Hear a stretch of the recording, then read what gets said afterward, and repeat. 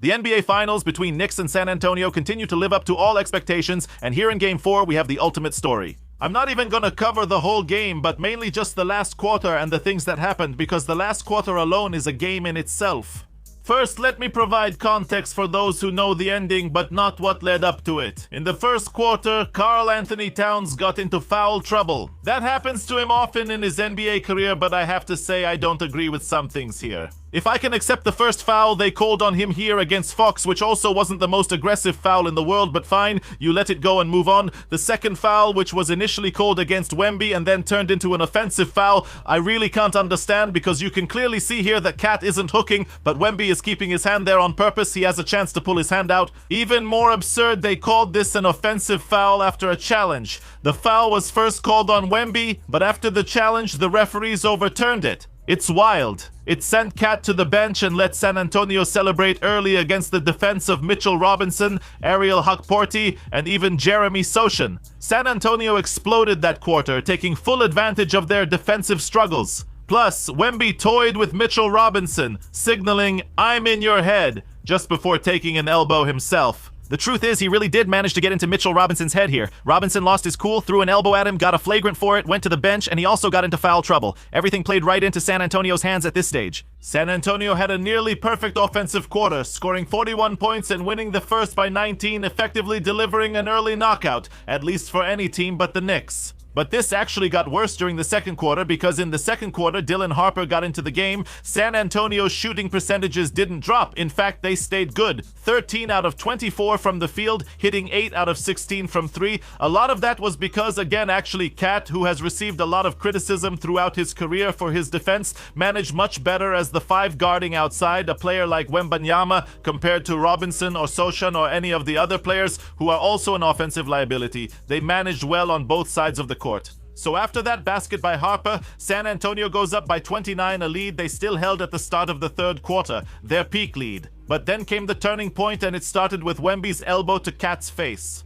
I'm not saying that play specifically changed things or fired up the Knicks. It was just the turning point happening at their biggest deficit. Wemby got a flagrant one, giving the Knicks a chance at the line to start chipping away. However, I think their defense was what really let them cut into the lead. The offense wasn't exceptionally brilliant. Novi really had an outstanding second half on a personal level. 7 of 9 from the field, and that's before mentioning his last basket, but San Antonio's offense just couldn't get going. And here I think, to be honest, that we also need to talk about the issue of fatigue that's starting to show. We talked at the beginning of the series about how by games 4 and 5, San Antonio's legs would start to feel the effects of their previous series against Oklahoma, because Wemby hardly came off the court in the second half, and that takes a toll. Suddenly your first step is a little less explosive, suddenly it's harder for you to cover all the ground on defense, and these things have a big impact. Even after the Knicks cut it to 15, San Antonio led by 20 at the start of the fourth quarter. 2.5 minutes in, a 20-point lead is a strong advantage. But then, actually, Alvarado coming into the game, which in hindsight was also a crazy stroke of genius by Mike Brown in this quarter, especially after Bridges was very lackluster in the previous game, especially on offense. He needed someone a bit more audacious, and Alvarado is a real scrapper.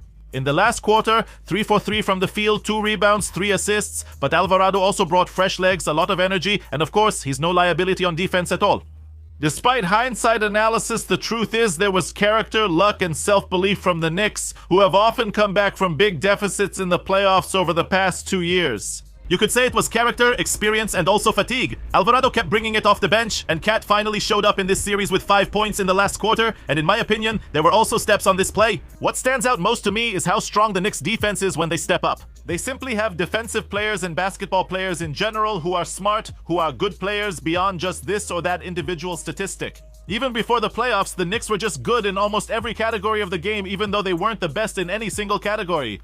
The fact that they've been in this position quite a few times, and we've seen them get into long possessions and still manage to finish them with tough baskets, excellent team plays. Again, I go back to Alvarado and his importance when they send double teams at Brunson to get the ball out of his hands. In the last series, Mike Brown effectively used Karl-Anthony Towns as the playmaker, which made the difference. He saw that San Antonio shut him down last game, but this time he responded with another playmaker off the bench. It turns out that's exactly what the Knicks needed, because Alvarado brings toughness on the defensive end, but he also brings playmaking and the ability to be another guard alongside Brunson despite the lack of height. His sophistication and craftiness make him a real street-smart hustler, and now he's stepping up in clutch moments. I doubt he ever imagined being on the court during crunch time in the NBA Finals. On the other side, San Antonio kept struggling and took some really tough shots, but even those tough shots he can make, following up on his miss in Game 2 that everyone talked about. He made a tough shot over Karl-Anthony Towns to push the lead to 7 with 3 minutes remaining. But on the other side, San Antonio choked defensively against what the Knicks were doing with the pick and pop of Alvarado together with Brunson. Alvarado is a very good three-point shooter, and he took advantage of that here and also handled the pressure. Again, shot clock winding down and the three-pointer goes in, and now all the momentum is with the Knicks. And of course, Jalen Brunson, what a player Jalen Brunson is. From -29, the gap shrank to 1 point, and later the Knicks nearly took the lead after De'Aaron Fox's turnover. Fox struggled in the final minutes. We'll discuss that shortly. And Wemby doesn't even look in his direction, and Josh Hart takes advantage of that to steal the ball all alone in front of the basket, but he can't finish the layup, jumps just a bit too early. This player, all Hart, nearly becomes the game's tragic hero. Competing with Wemby, he goes to the free throw line for 2 shots but misses both. And if we're talking about choking in the clutch, you could definitely call this a real choke in the clutch. After all, Wemby, everyone praises him for his insane ability on both ends of the court and the fact that he's an alien. But if we're talking about him as an MVP caliber player, he also needs to get criticism as an MVP caliber player.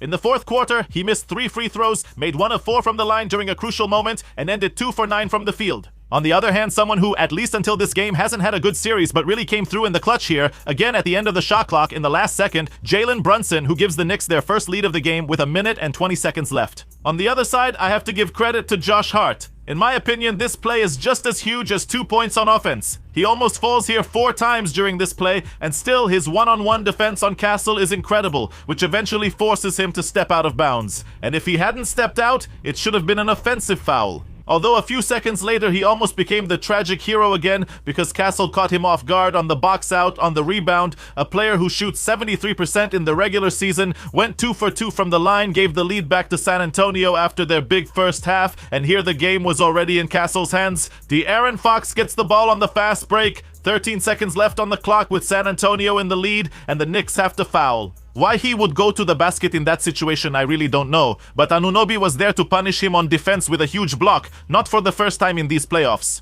A huge block that gives the Knicks another possession, and De'Aaron Fox also ends up fouling Alvarado here. Of course, for everyone who asked about a backcourt violation, notice that Alvarado's feet crossed, but the ball didn't yet, and in this situation, it's not considered a backcourt violation.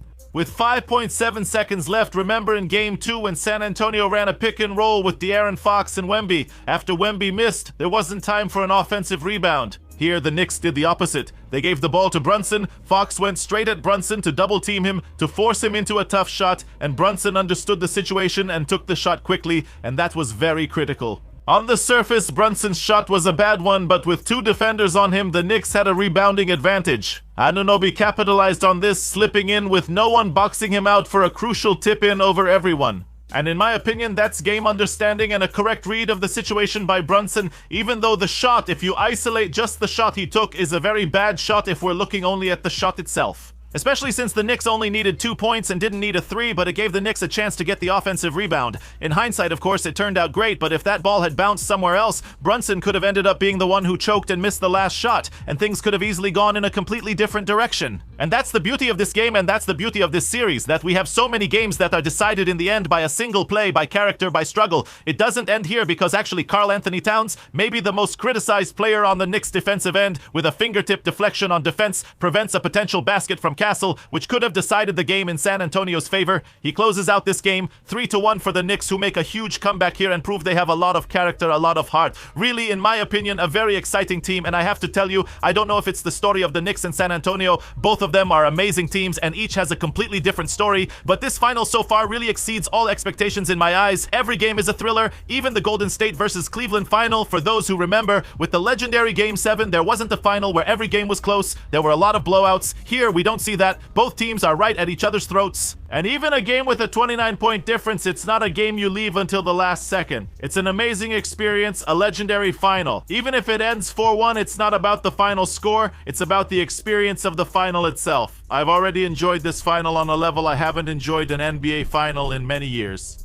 Let me know what you think in the comments. Thank you so much for watching, friends. Don't forget to give a like and subscribe to the channel. I'm Yisrael Chai. See you. Bye.